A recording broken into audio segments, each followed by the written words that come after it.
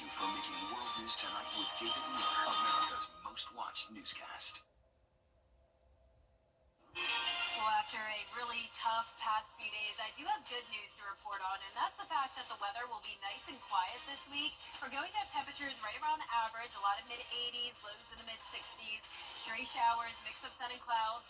And then as we go into the weekend and next week, we'll actually see a slight cool down. I will have all the details on that, plus a look at the tropics coming up.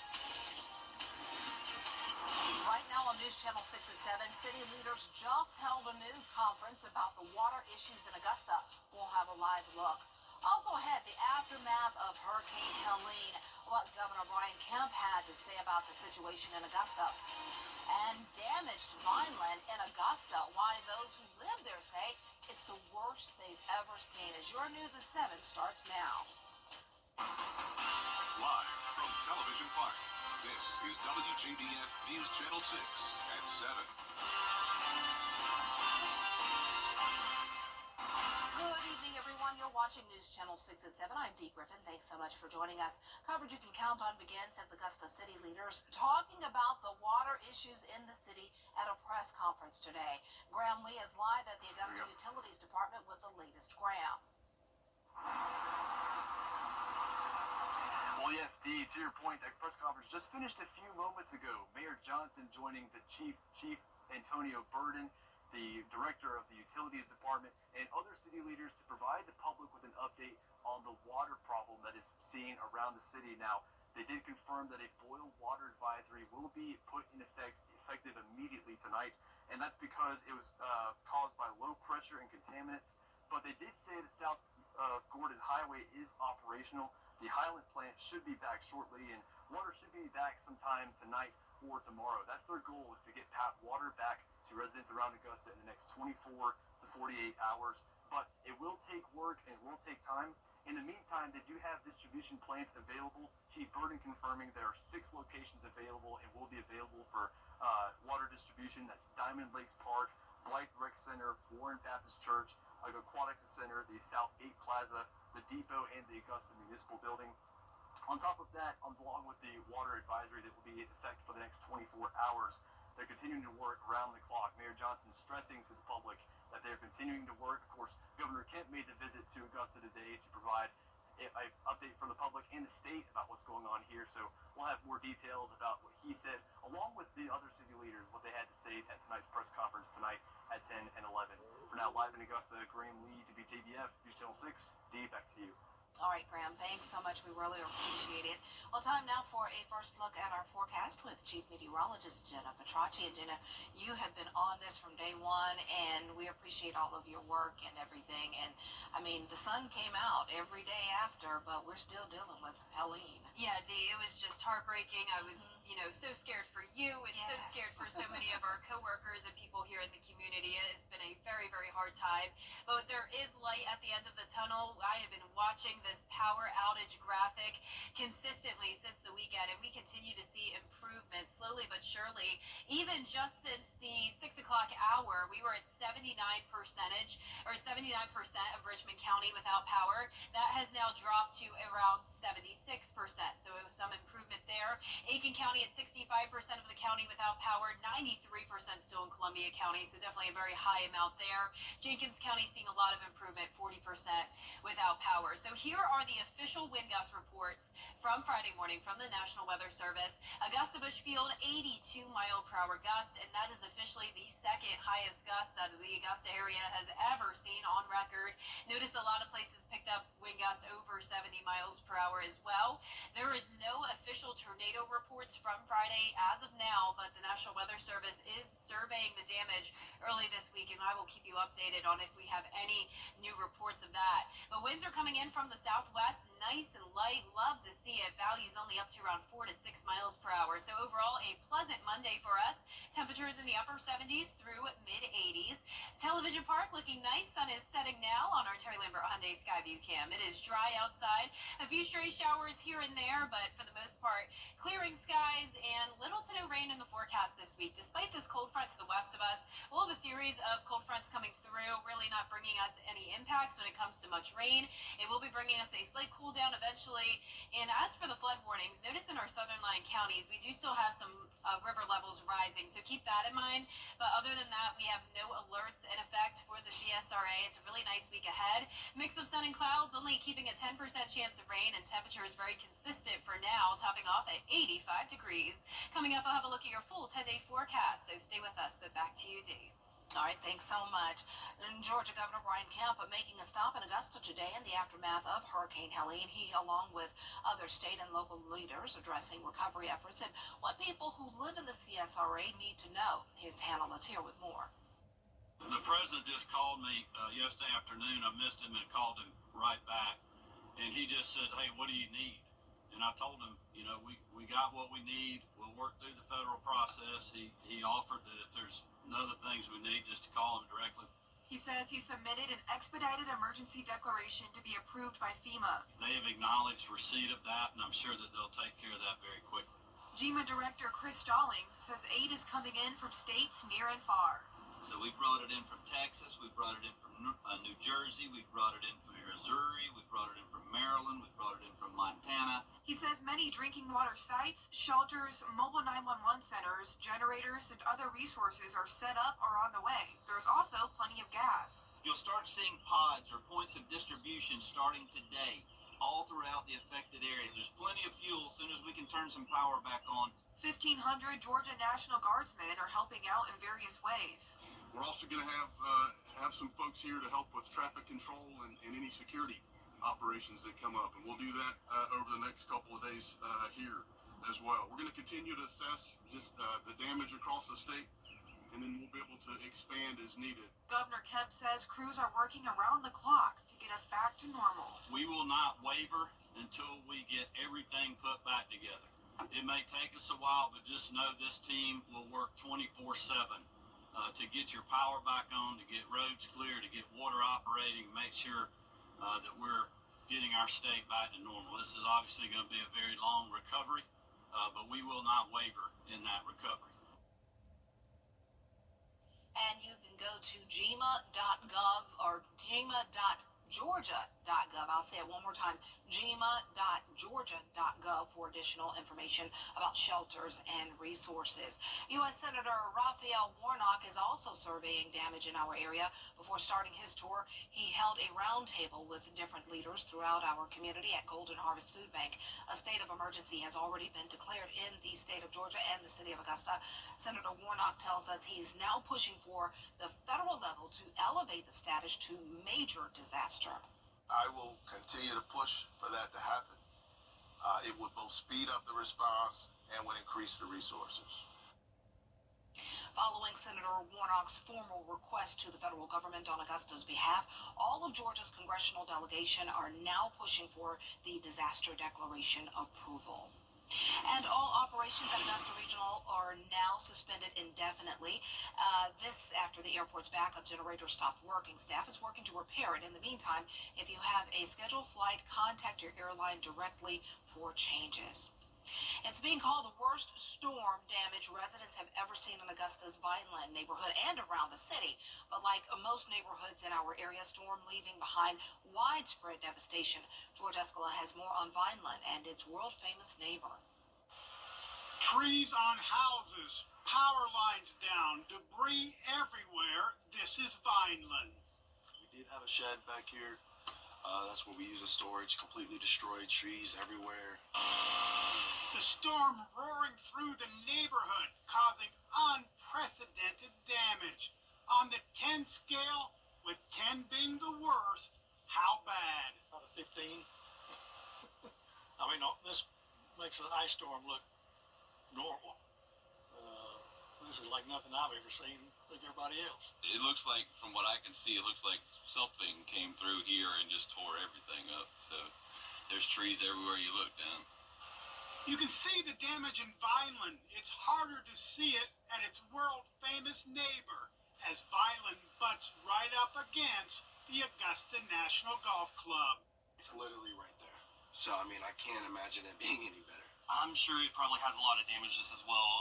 Like I said, while it was going on, we could hear trees in the neighborhood and behind us falling constantly for probably about an hour to 2 hours. Augusta National releasing a statement saying it's assessing the effects of the storm at the golf club.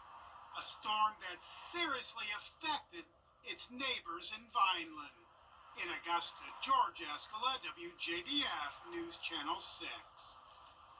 South Carolina Governor Henry McMaster made a stop in Aiken on Sunday. McMaster says 25 people have died across the Palmetto State from the storm. The governor says one of the biggest challenges cleanup crews are dealing with is down power lines wrapped in all the debris. He's asked the National Guard to help with cleanup efforts as the storm has knocked down thousands of trees. I haven't seen anything quite like this before, particularly in this part of the state. But it's a devastating blow, but we can make it through. All we have to do when we get that debris cleared, once we get the debris cleared, then we can get in and the filling stations and all the stores, all the things without electricity, including some of the cell towers aren't working. Do not run a generator inside. Don't have a grill inside. That's something you need to do outside in that regard. The governor says the focus has now shifted to search and rescue operations in the upstate with additional crews on their way to help. Well, coming up, the death toll is still rising in the southeast after Hurricane Helene. We'll have the latest one coverage you can count on continues. Hey there, Georgia. I'm John Crow with the captain. What you made me do? What you... Get the latest video in one click at WJBF.com. Catastrophic destruction across much of the southeast. The death toll rising after Hurricane Helene pummeled the region. At least 120 people confirmed dead across 6 states, and hundreds of people are still unaccounted for in North Carolina. Rena Roy has more. Gushing water as a rain-soaked hillside gives way, picking up speed and picking up anything in its way. My car's gone. I'm okay. It's okay. Everything's gone. Helene bringing wind, heavy rain, and causing flash flooding, leaving a path of widespread destruction across the southeast. Asheville, North Carolina, hit particularly hard. I don't know if anyone was prepared enough for this. Interstate 40, a major artery, now partially shut down. You can see a section of the road now gone. Hundreds of other roads also closed, cutting off communities now in need of basic supplies. Water distribution sites are being set up. We're sharing food and water is now becoming available. Hundreds of people unaccounted for. Search and rescue teams out in force. The destruction stretching from Florida to Virginia. The storm making landfall in Florida's Big Bend area. The White House now stepping in to help. President Biden planning to visit the region this week. It's not just a catastrophic storm, it's a historic, history-making storm. I've directed my team to provide every available resource as fast as possible. East of Asheville, ABC station WSOC's chopper showing the damage from above. A lake filled with debris, pieces of wood, mangled metal, and even decks torn from people's homes floating in the water. In Tennessee, the governor touring the damage. This bridge partially collapsed. It's not like anything I've ever seen before. It's an absolute disaster. Dozens across the state still unaccounted for, including Steve Cloyd. His Jeep found washed away in the floods. He started to get concerned about the water level rising, and he did call me, and his exact words were, "This is not good, Cal. I'm calling to tell you I love you." Experts say human-amplified climate change is causing extreme rainfall events like Helene to become more frequent and intense. In the southeast, extreme precipitation events have increased by about 37% in recent decades. Rena Roy, ABC News, New York. A mix of sun and clouds for us this week with only stray showers in the forecast, a little bit of a cool down coming our way, and then we have a lot to talk about when it comes to the tropics. Stay with us for all the latest information. There are moments in life that stick with you forever, for better and for worse. During a moment like this, you need to call all nines. I'm attorney George Sink. When the moment comes, make the call. George Sink Injury Lawyers is there for you 24/7. Just call 999-9999. We'll help you with your worst moments so you can get back to the better ones. If you've been hurt in a car wreck, make the call. All nines. That's 999-9999. I approve this message. As the entire CSRA continues to recover from the devastation left by Hurricane Helene, News Channel 6 wants to send our prayers to everyone affected. You can hear trees falling everywhere. Couldn't sleep, that's for sure. Sound like a bomb went off and just totally destroyed my house. Keeping our community safe is our #1 priority before, during, and after the storm. Guys just from the neighborhood have been pulling up chainsaws. Times like this get you out in the street holding hands. Now, your most accurate forecast with WJBF Live Viper 6. Welcome back and happy Monday to you. Check out this view. It's looking pretty outside. We do have some cloud cover, but don't worry, it is not going to storm. It's just a nice sunset for us. You can see some nice colors in the sky here on our Terry Lambert Hyundai Sky View Cam in Waynesboro. Our temperatures in the upper 70s through low 80s, sitting at 80 degrees now in Augusta, 79 in Aiken, 77 in Lincolnton, 79 in Sandersville, and 81 in Wrightsville. As for satellite and radar, skies are still showing some cloud cover, but no rain, just some stray showers in the forecast over the next couple of days. Cold front to our west, warm front to our north, scattered showers and storms well to the north of us and also down in the Florida Peninsula. But across Georgia and South Carolina, it is looking pretty good today. Now, we wanted to get right into the tropics because we have a lot to go over. There's a lot of false information spreading online, unfortunately, and of course, this is causing a lot of panic, and I totally understand why. It is a very sensitive time across our area, and we don't want to make you worry at all. So I want you to make sure that you follow the weather team on Facebook. That's where we'll be posting frequent updates when it comes to the tropics. And also download the Live Viper 6 weather app because we actually have tropical information on there as well. And it's directly from the National Hurricane Center, which is your most trusted source when it comes to that tropical information. So definitely give the Hurricane Center a follow on Facebook as well. We do have 3 named storms in the Atlantic Basin. We have Isaac, which no worries there. It's a post-tropical cyclone, will be no longer an issue soon. Joyce is a tropical depression, same situation, about to fade away. And then we have Kirk. So a little bit different with Kirk. It is going to be a strong storm, but that doesn't mean that it's going to be impacting us or even the United States at all. Let's start out with Joyce, though. You can see as we go into tomorrow afternoon, it just becomes a remnant low and then disappears from there. As for Kirk, it's actually going to strengthen all the way up to a major hurricane, Category 3 status, but it's all the way out in the open Atlantic. So there's Bermuda and then the United States well to the west of Kirk, so that will not be an issue for us. We have 2 more areas of potential development, though, and that's what a lot of people are concerned about. This area in orange here, down in the Caribbean Sea. So for one, though, this may not even develop at all. And 2, if it does, that doesn't mean it will be impacting us, and it also doesn't mean it will be strong. So as of now, there's still some uncertainty here, but I can tell you that it doesn't look like it will be a big concern for us. If anything, this really may not may develop at all, as I mentioned. We also have this area off the coast of Africa, high chance of development there, but that will likely follow a similar path as Kirk and stay in the Atlantic.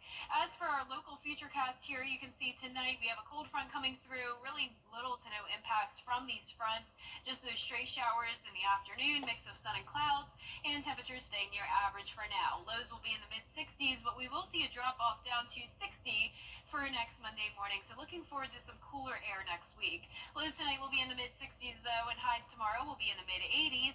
Here's a look at your 10-day forecast. Notice the rain chances only up to 20% this weekend. Next week, we'll see highs in the upper 70s, lows in the upper 50s. And we'll be right back. Hammers this church. High school football is in full swing. WJBF.com's got all the action. Live stream our Game Night Live Game of the Week every Friday night. Or catch up on games you might have missed. Streaming now at WJBF.com/GNL. Get clear, accurate stories that don't waste your time at WJBF.com. With high inflation and high cost of living, it may not be the right time for you to buy a car. So why not show that car in your driveway some love and schedule service at MyMiracleAdvantage.com. Well, at midnight, 45,000 dock workers on the eastern Gulf Coast could walk off the job, and it could send waves of economic impact across the country. Here's Melissa Don. 45,000 union dock workers likely to walk off the job at midnight, kicking off a massive strike that could shut down ports from Maine to Texas. We have to fight for what we rightfully deserve. Let's get a contract, and Let's move on with this world. The union demanding a 77% wage increase over 6 years and limits on the use of the automation of cranes, gates, and container-moving trucks. The United States Maritime Alliance has responded, offering a 40% pay hike. The imminent strike between the International Longshoremen's Association and the United States Maritime Alliance would impact 14 ports that handle about half the goods shipped in and out of the U.S., disrupting the shipping industry, leading to delays in goods and possible price increases, everything from cars to fresh fruits, machinery, appliances, and electronics. According to Oxford Economics, in all, it could cost the American economy up to $7.5 billion per week. The Port of New York, New Jersey, one of the nation's busiest. New York's governor is preparing. I want to reassure everybody we have been taking countless precautionary steps to speed up the process of unloading these ships and deal with the cargo containers in advance of this, so we're in much better shape than we had been if we had not done this. ABC's Elizabeth Scholze is in Baltimore, Maryland, where the owner of an Asian food warehouse says more than half of the company's merchandise stock will be stalled if the strike happens. The costs and the complete stoppage of inventory coming into the company would have a huge impact on everyone who works here, and most importantly our customers, because they're going to see prices rise, they're going to see products become less available. President Biden saying he does not plan to intervene, which he has the power to do so, saying it is collective bargaining, urging USMC to come to a fair agreement quickly. Melissa Adon, ABC News, Los Angeles. Bringing the cool weather and A cheesy mummy mystery. Archaeologists in China say they've discovered the oldest cheese in the world. Smeared on mummies? This one is 3,600 years old, and its head and neck were smeared with ancient kefir cheese made with yeast, cow, and goat milk. It's still not clear why, but some think it may have been part of a symbolic ritual, or that the cheese was left as an offering for the afterlife. New meaning to the word cheesehead. That's not very appetizing. I wonder if the folks in Wisconsin know about this. Yeah, maybe. I'd much rather have a Wisconsin cheese curd. Well, this is true. I love those. Well, our 10-day forecast showing low chances of rain for now, 10 to 20% all the way through next week, and our temperatures staying in the mid-80s for now, low 80s, and even some upper 70s to look forward to next week. So I wish we had the cooler temperatures for now, but they're coming eventually. Okay, sounds good. They're coming. Yes. Okay, I know a lot of people don't have air out there. Hang in there, y'all. We all in this together. Well, we're always with you at WJBF.com. Our friends at Entertainment Tonight are next.